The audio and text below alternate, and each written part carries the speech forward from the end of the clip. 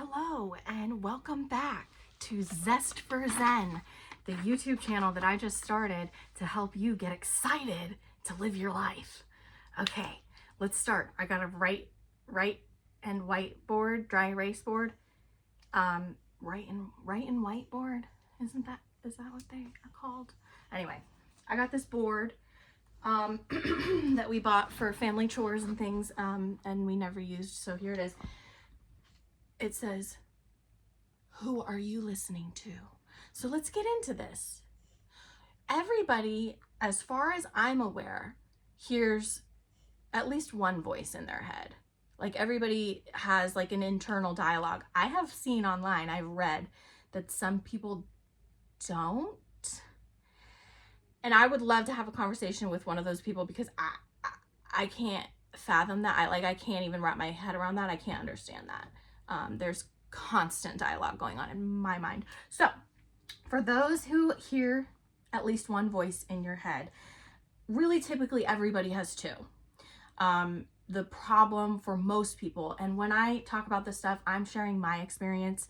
I'm by no means an expert. Please don't think I am trying to like tell you what to do or give you like advice for your situation. I don't know your situation. Everybody's situation is different.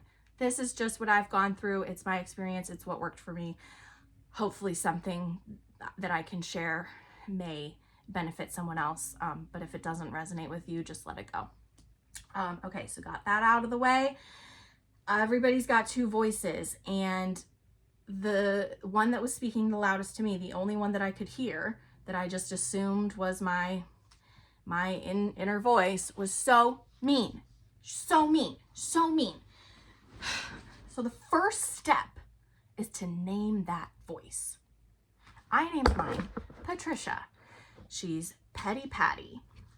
She is a bitch. Okay, so I have Patricia, and to even recognize, even hear the other voice speaking. It's there, it's speaking to you, but Patricia was so freaking loud that she was the only one I could hear. So the first step is naming that voice, recognizing when you're hearing it, and telling it to shush. Hush up, baby. It's not your turn to talk, okay? So that's step one. Once you've identified one of your voices, the mean one, the one that's telling you things that don't make you feel good, name that voice, recognize when it's speaking to you, and say, shh, stop it, hush, hush. So we're gonna go ahead, and I'm gonna go ahead. Listen, I went to college to be a teacher, and I quit. I quit. So I'm trying my best here. I really am. My guides are screaming at me to do this. Otherwise, I really absolutely would not be doing this. Teaching, I'm not great at it. Maybe I can bring my husband in here and he can get involved because he's fantastic at teaching. So I'm just gonna go all over the place, okay? And you're just gonna have to kind of put the puzzle pieces together because I don't know what else to do. Okay, so Patricia, I've come to learn, we can go ahead and identify that voice, okay? That voice is your ego, okay? So Patricia over here is my ego. And everybody's got these two voices. So over here, we're gonna have our ego. Now, you should have another voice that talks to you sometimes, and they say nice things like, it's okay, go easy on yourself. You didn't mean to do that. It was an accident. Forgive yourself. It'll be all right. You're okay. If you ever hear that voice, and like I said, it took me a while. I had to start by recognizing Patricia and telling her to quiet down before I ever heard Calliope, my higher self. So I'll go ahead and put her in here.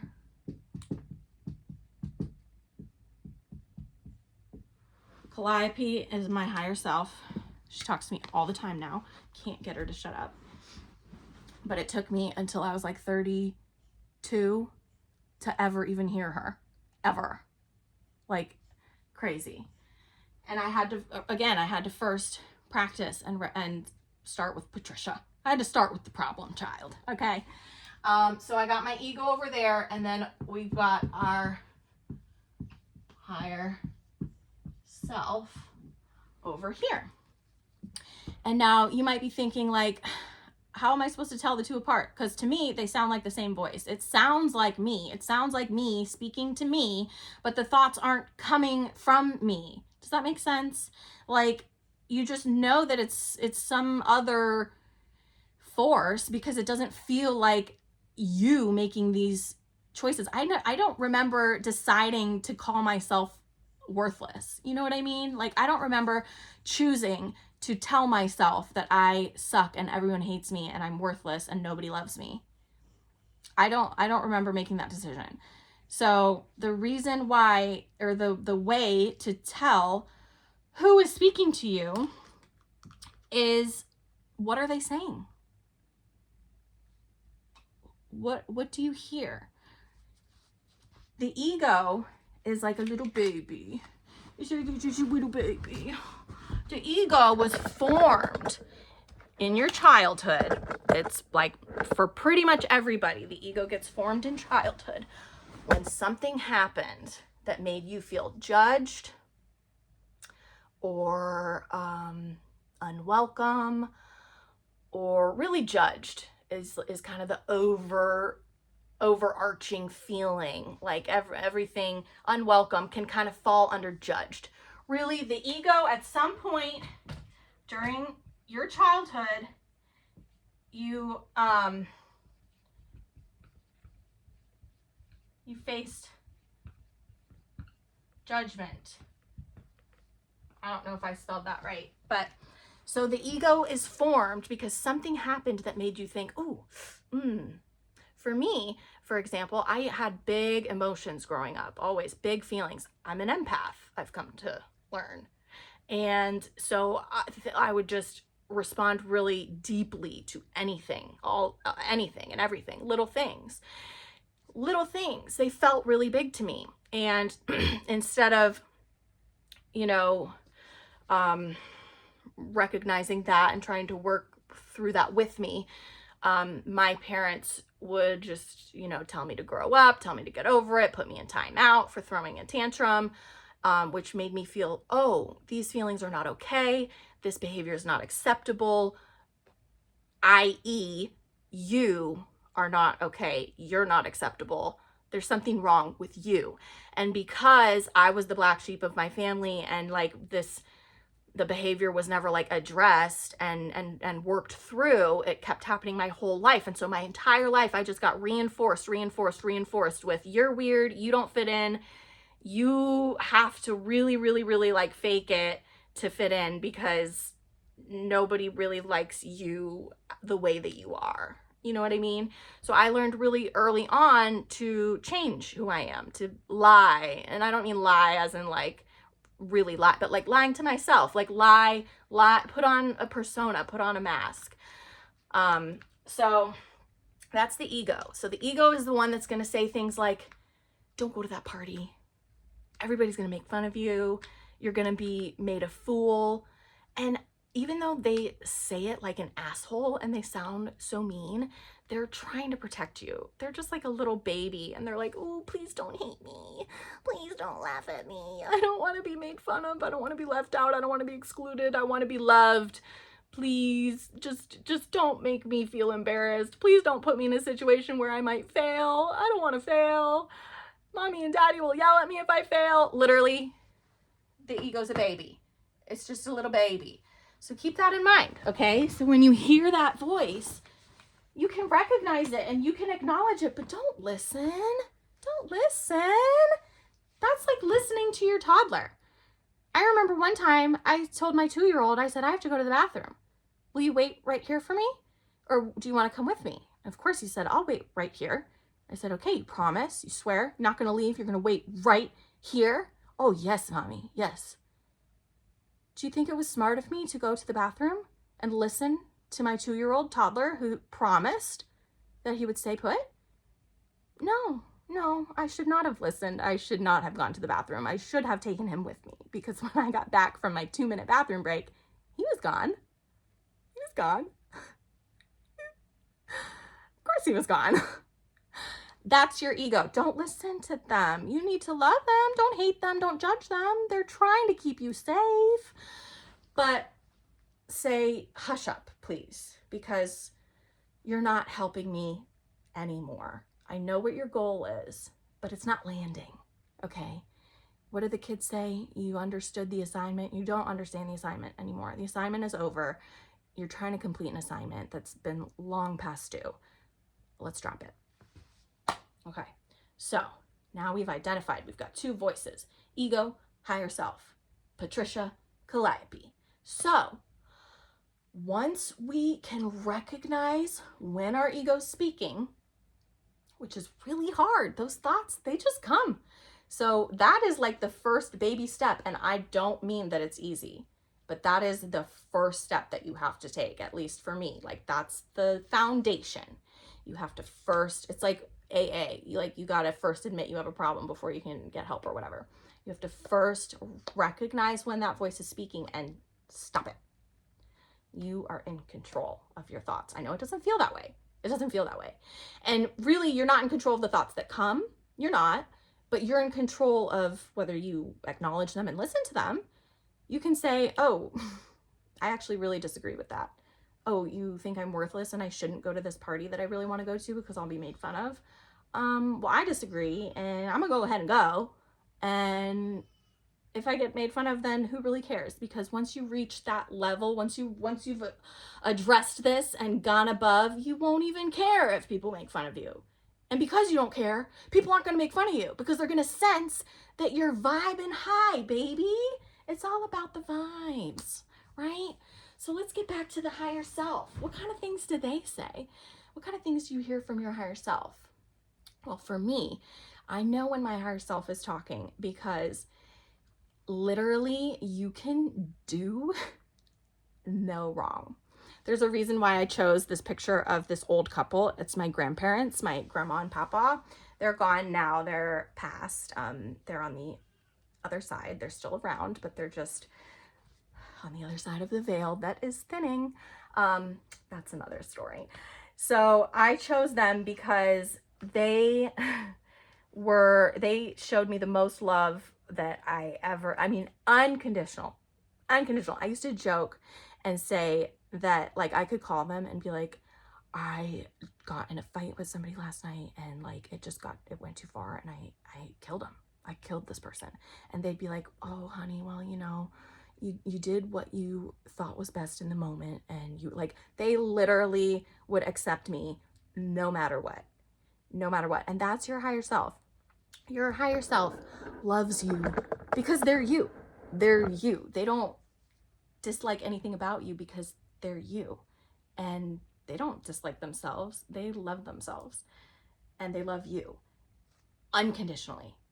Stop. Full stop. Period T. Period T.